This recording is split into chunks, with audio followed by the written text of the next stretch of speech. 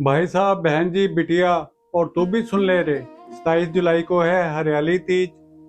लेकिन क्या आप जानती हैं, माँ पार्वती ने शिव को पाने के लिए 108 जन्मों तक तप किया था।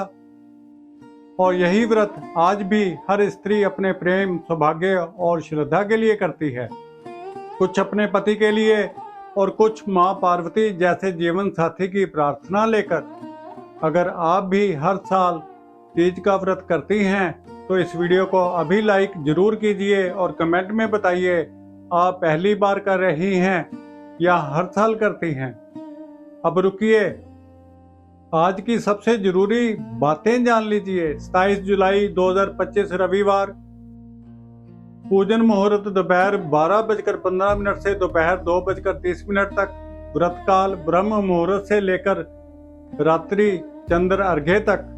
चाहिए हरे वस्त्र, हरी चूड़ियां, मेहंदी, श्रृंगार की सामग्री और सबसे खास वो मंत्र जो माँ पार्वती ने 108 बार जपा था, जिसे हम थोड़ी ही देर में बताएंगे। अब शुरू करें व्रत की तैयारी। प्रातः ब्रह्म मुहूर्त में उठकर स्नान करें, शुद्ध हरे वस्त्र पहने, शांत चित्त से पूजन की सामग्री एकत्र करें, एक स्वच्छ स्थान पर आसन बिछाएं और अब बंद आंखों से श्रद्धा सहित संकल्प लें। यदि आप विवाहित हैं तो कहें, मैं यह व्रत संपूर्ण श्रद्धा और विश्वास से माँ पार्वती और भगवान शिव के चरणों में अर्पित करती हूँ। मेरे जीवन में सुख, सौभाग्य और समर्पण बना रहे। यदि आप कुंवारी हैं तो कहें, मैं यह व्रत संपूर्ण श्रद्धा और श्रद्धामयी इच्छा से माँ पार्वती के चरणों में समर्पित करती हूँ कि जैसे उन्हें उनका शिव मिला, वैसे ही मुझे भी ऐसा जीवन साथी मिले जो मेरी आत्मा की भाषा समझे और मेरे मन की आस्था का आदर करे। अब पूजन विधि पूर्वक करें। शिव पार्वती को जल चढ़ाएं, चंदन, पुष्प, बेलपत्र, धूप, दीप अर्पित करें। 16 श्रृंगार की वस्तुएं अर्पित करें। घेवर या खीर का भोग लगाएं। 108 बार मंत्र जप करें। ओम उमा महेश्वराभ्याम नमः। अब बहन जी, चलिए अब सुनते हैं वो कथा जिसके बिना हरियाली तीज अधूरी है। क्या आपने कभी सुना है कि किसी ने 108 जन्मों तक एक ही प्रेम को जिया हो? माँ पार्वती ने किया था। वो पहले जन्म में थी सती, लेकिन पिता दक्ष के यज्ञ में शिव का अपमान हुआ और माँ सती ने उसी यज्ञ अग्नि में अपने प्राण त्याग दिए। फिर जन्म लिया हिमालय की पुत्री बनकर पार्वती। बचपन से ही बस एक नाम, शिव। जब लोग गुड़ियों से खेलते हैं, माँ पार्वती ध्यान करती थी।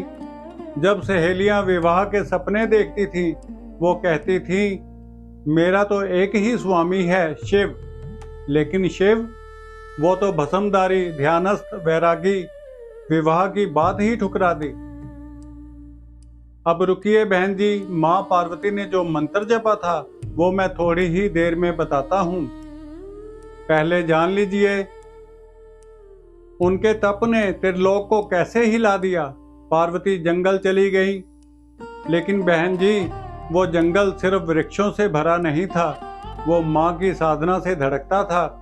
और वो मंत्र, वो कोई लंबा चौड़ा श्लोक नहीं था, वो तो एक सादा सरल पुकार थी जिसमें माँ की आत्मा बसती थी। वो मंत्र था, ओम उमा महेश्वराभ्याम नमः। हर प्रातः सूरज उगने से पहले माँ पार्वती आंखें मूंद कर बस यही जप करती, ओम उमा महेश्वराभ्याम नमः। और जैसे जैसे तप बढ़ा, वही मंत्र उनकी सांसों का राग बन गया। बहन जी, अगर आप भी उसी श्रद्धा से इस मंत्र को 108 बार जपें तो माँ पार्वती की तरह आपकी भी प्रार्थना शिव तक पहुंच सकती है। अब सुनिए। 16 वर्षों तक कठोर तप, कभी अन्न नहीं, कभी केवल पत्ते, फिर पत्ते भी छोड़ दिए और बन गई अर्पणा। उनके तप से देवलोक कांप उठा। देवताओं ने शिव से प्रार्थना की, हे नाथ, पार्वती का तप अब परीक्षा नहीं, भक्ति का प्रमाण है। शिव ने ब्राह्मण का रूप लिया और जाकर पार्वती से पूछा, तुम शिव को चाहती हो जो भूतों में रहते हैं, जो गृहस्थ जीवन से दूर हैं?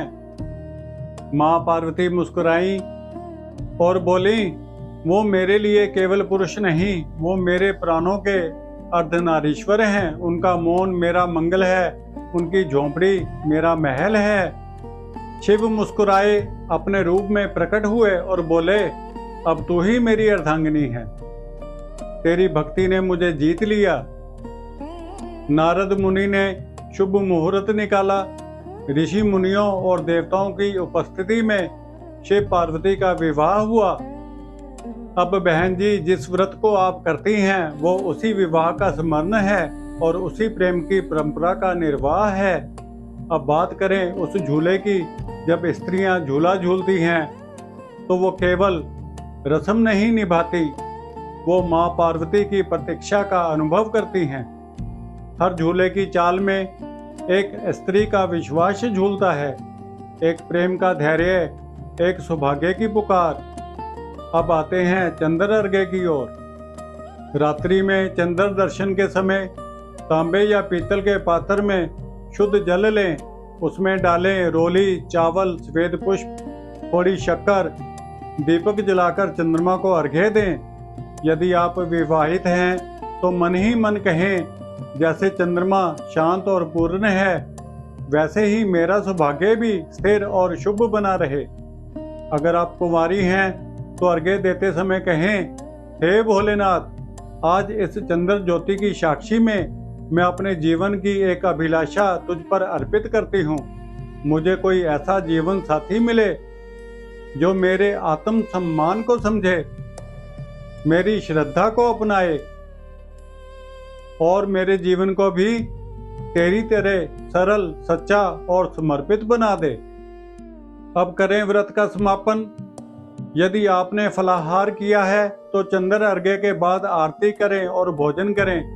यदि निर्जल व्रत रखा है तो अगली सुबह स्नान करें, शिव पार्वती को प्रणाम करें, मंत्र जप करें, ओम नमः शिवाय या ओम उमा महेश्वराभ्याम नमः, और फिर फलाहार से व्रत पारण करें। और हाँ, पारण करते समय एक मौन प्रार्थना जरूर करें। भोले, मैंने आज भूख नहीं, श्रद्धा से तुझ तक का रास्ता तय किया है। अब बस तेरी हो जाना चाहती हूँ। अब जब आप मेहंदी लगाएं तो उसमें अपनी श्रद्धा की रेखा भी भरिए। जब चूड़ियां पहने तो भोलेनाथ को धन्यवाद दीजिए। और जब झूले पर बैठे तो बस कह दीजिए, भोले, अब मैं तेरी हूँ। अगर इस व्रत विधि, कथा और भावना ने आपको छू लिया तो इस वीडियो को लाइक जरूर कीजिए और कमेंट करें। हरियाली तीज 2025 संजीवनी धारा को सब्सक्राइब करना मत भूलिए, क्योंकि यहाँ केवल बातें नहीं होती, श्रद्धा बहती है। ओम पार्वते नमः। जय शिव शक्ति।